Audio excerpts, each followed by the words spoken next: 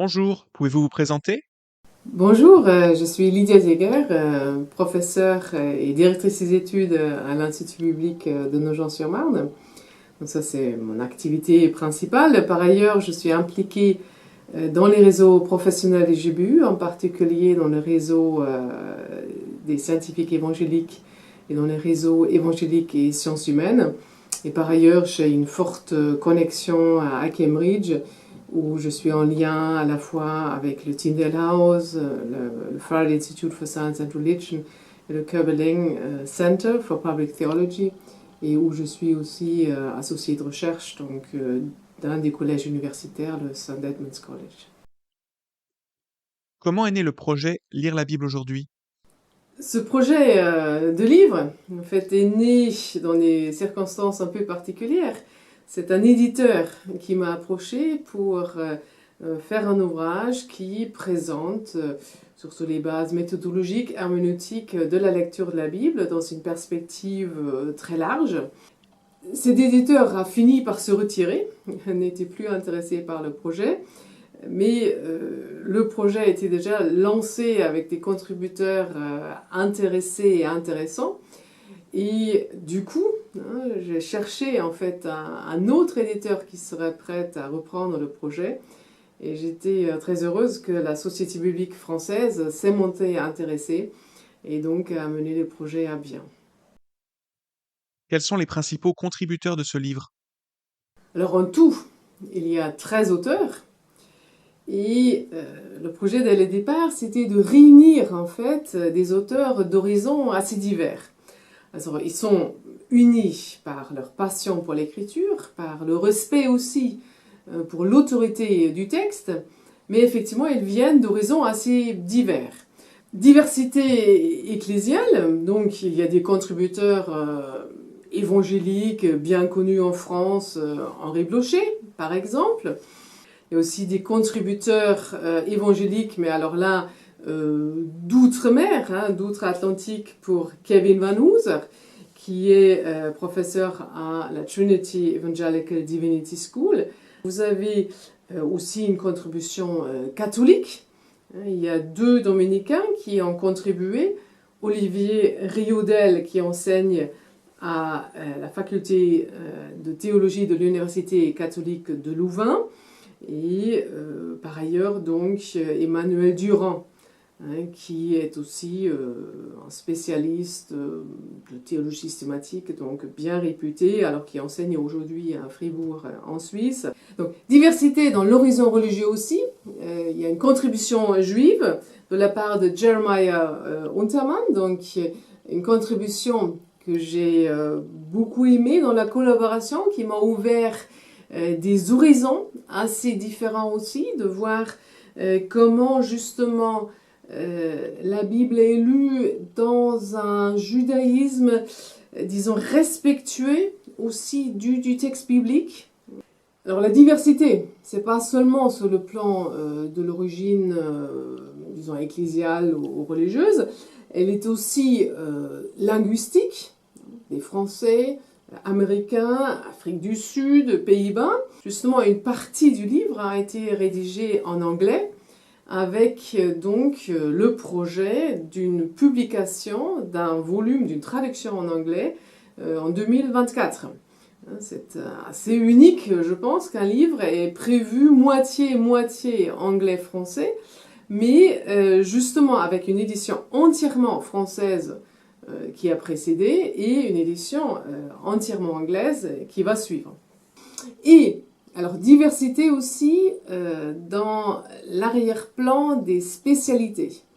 Et donc c'est un ouvrage sur la lecture de la Bible, mais qui contient des contributions justement de non-théologiens. Et alors en particulier une contribution de Dominique Ranet-Vozon-Hecht, qui est maître de conférences habilité en littérature générale et comparée à l'Université de Lorraine, et qui là aborde justement la question de la lecture de la Bible par le prisme des écrits de la littérature française contemporaine.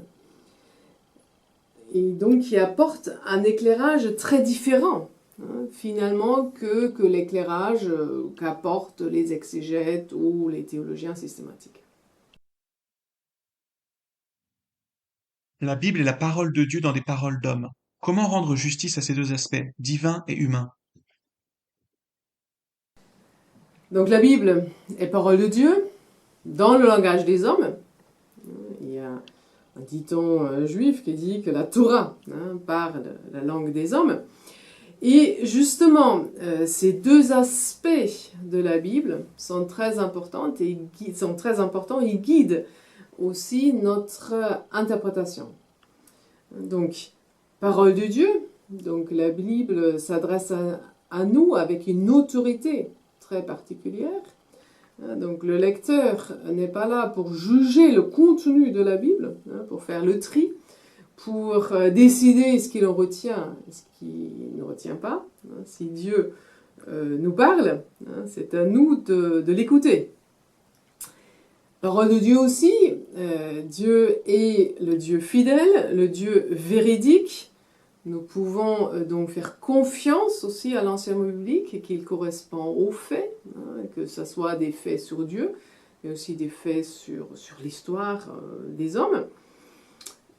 Ces paroles de Dieu, donc un seul Dieu, donc un Dieu qui ne se contredit pas, du coup il est légitime aussi de lire la Bible dans son ensemble, de faire une lecture canonique, d'expliquer des passages plus obscurs, plus difficiles d'accès, par des passages plus clairs, d'avoir une démarche, disons, on pourrait dire d'harmonie ou de recherche de cohérence. Alors, qui ne veut pas dire qu'on aplatit toutes les différences, bien sûr que non, mais il y a cette idée que Dieu s'exprime de façon cohérente et ne va pas se contredire à un endroit du texte par rapport à ce qu'elle a dit à d'autres moments.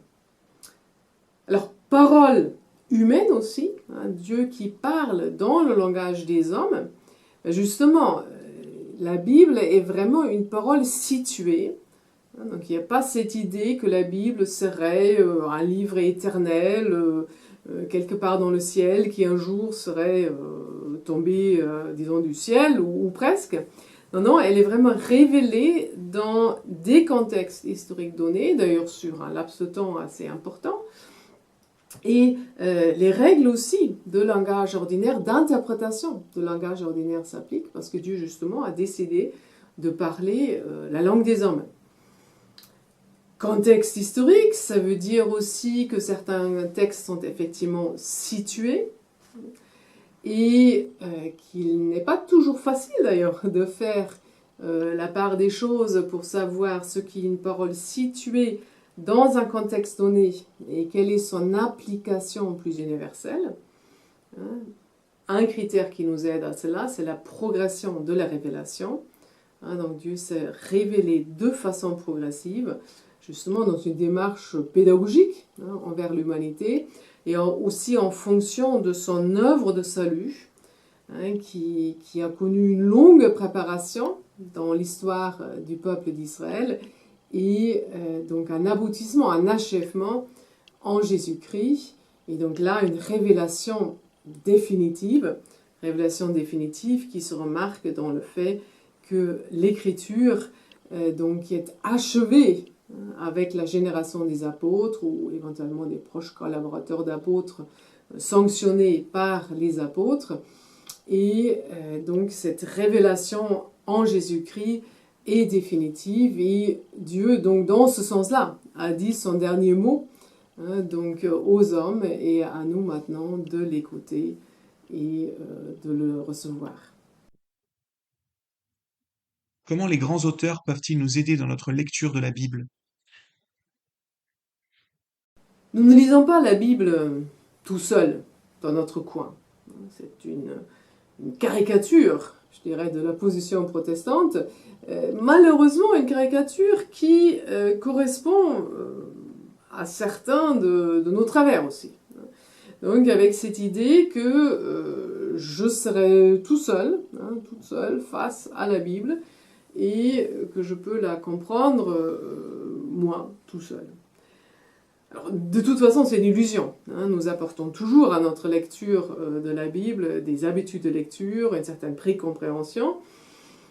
Et donc il s'agit justement de laisser réformer le texte biblique, cette précompréhension que j'apporte, mais aussi de laisser informer cette précompréhension par des auteurs ou des témoins fiables.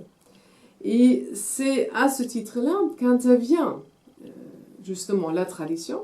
Donc je lis la Bible dans la communauté des croyants, et non seulement les croyants de mon Église, même pas seulement des croyants de ma tradition ecclésiale, mais vraiment dans la grande tradition chrétienne.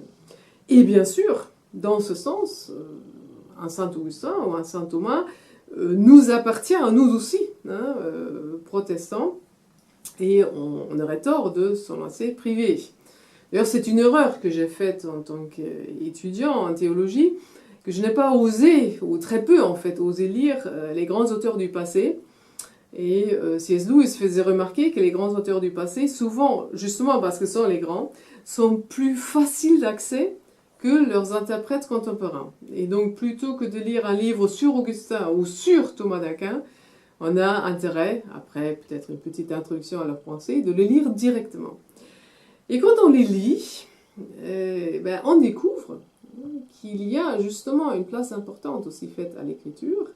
Et alors j'ai fait cette expérience quand j'ai lu, disons, ou essayé de lire, faudrait peut-être dire, parce que c'est un livre très profond, donc la Trinité, de la Trinité de Saint Augustin. Et c'était assez frappant de voir que les premières parties du livre sont vraiment consacrées à l'exégèse biblique, à l'interprétation des textes bibliques là en rapport à la doctrine de la Trinité.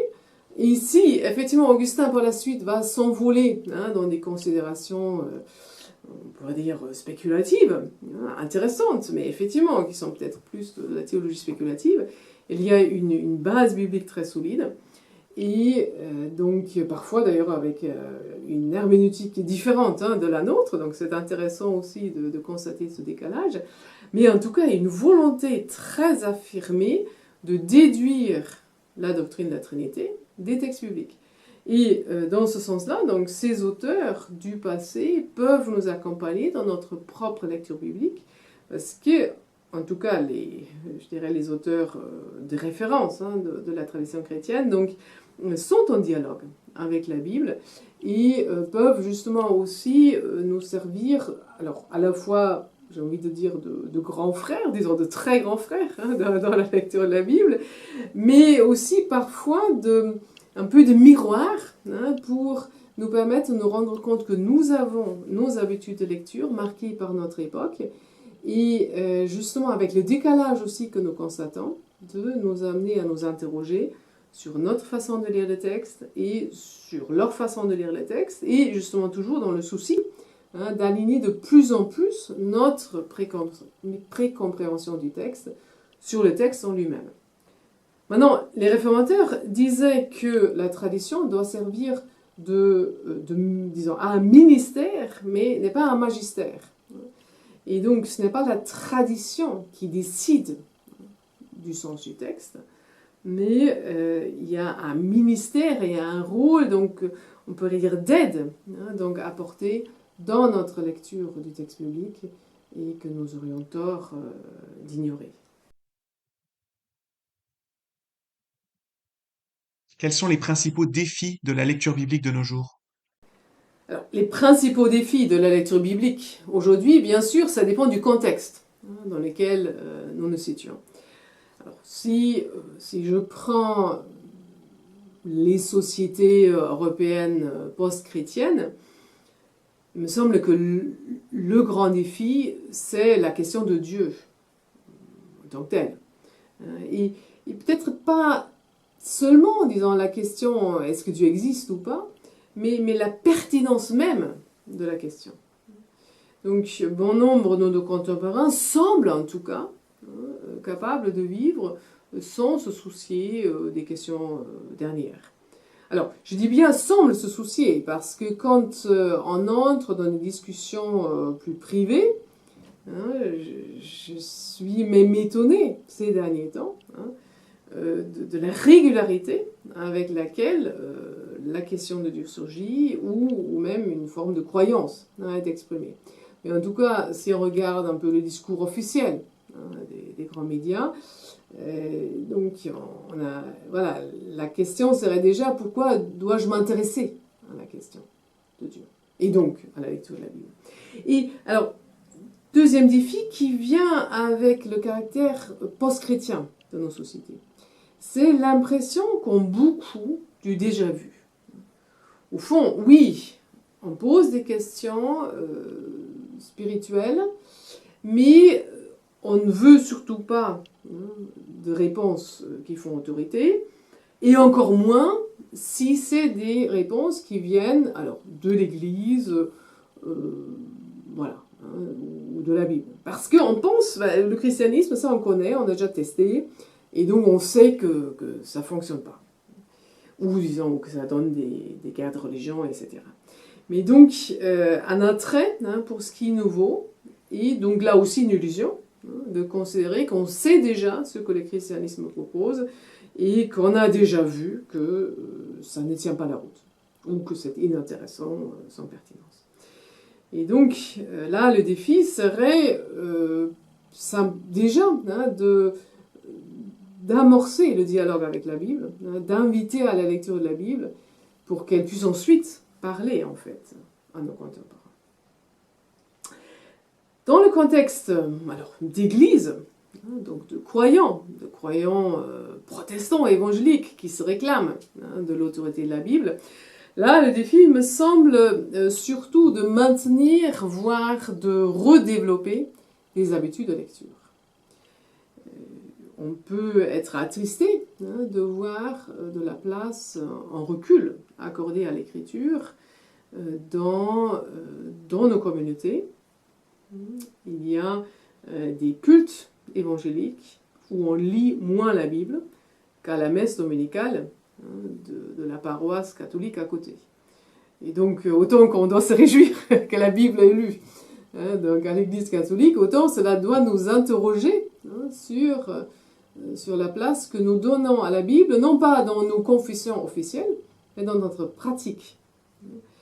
Et alors, je dis communautaire, je dis personnel aussi. Est-ce que nous enseignons encore à nos enfants, par exemple, l'habitude de la lecture de la Bible, l'habitude de la lecture quotidienne? Je reste très reconnaissante à mes parents de m'avoir donné cette habitude, de lire la Bible de façon quotidienne. Ou des jeunes convertis, est-ce que ça fait partie du discipulat de leur inculquer cette habitude? Alors bien sûr, dès qu'on dit inculquer, ça donne l'impression d'une obligation, d'une oppression, etc. Non, je pense qu'il y a des façons de le rendre vivant, de faire ça d'une passion. Mais j'ai envie de dire, on ne se pose pas non plus la question s'il faut se brosser les dents tous les jours, et si c'est une passion, si c'est enthousiasmant, on le fait, parce qu'on est convaincu. Et alors, la Bible, c'est autrement plus passionnant que de brosser ses dents, mais c'est tout aussi important, je dirais même plus important. Et alors, bien sûr, il existe aussi des contre-exemples heureux, donc ne noircissons pas tout le tableau, qu'il me soit permis de parler de mon église, une modeste église en banlieue parisienne, et nous avons, alors sous l'impulsion en fait, au départ des groupes bibliques luciens et ensuite des groupes bibliques universitaires, des jeunes qui sont passionnés par la lecture de la Bible et qui se retrouvent avant le culte pour avoir un temps de lecture de la Bible communautaire où ils se penchent sur des textes bibliques, sont très attachés à la bonne interprétation. Et il leur arrive du coup d'arriver un peu en retard au culte parce qu'ils sont tellement passionnés de leurs échanges et tellement intéressés d'aller jusqu'au bout dans la lecture du passage qu'ils débordent le temps qu'ils se sont adonnés. Et j'aurais envie de voir cela dans d'autres communautés. Quel est votre sujet de prière? Donc mon ministère se déroule donc à l'Institut biblique de Nogent et nous démarrons une nouvelle phase D'ailleurs, nouvelle phase à plusieurs égards. Nous avons un renouvellement dans le personnel lié à des départs en retraite en particulier. Et on peut donc prier pour les nouveaux collègues qui arrivent.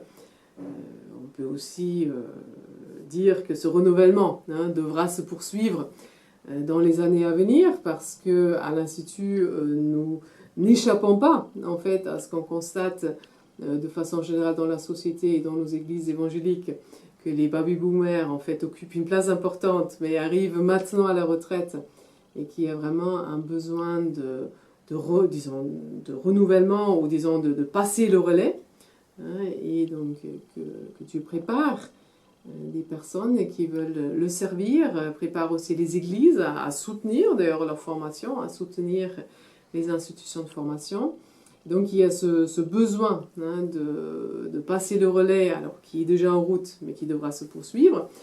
Et nous abordons aussi une nouvelle étape avec la mise en service d'un 4e bâtiment, donc le bâtiment D, D comme développement, qui sert essentiellement à loger à la fois des célibataires, des couples et des familles, donc qui augmente notre capacité d'accueil sur le campus et que le Seigneur bénisse tous ceux qui viennent habiter alors dans ce bâtiment, mais aussi dans les anciens bâtiments, que cette communauté que nous formons à l'Institut entre étudiants et personnel puisse vraiment être bénie, que les étudiants puissent progresser dans leur compréhension de la parole de Dieu et aussi dans leur préparation au ministère par, disons, une plus grande maturité de leur caractère et sur le plan relationnel.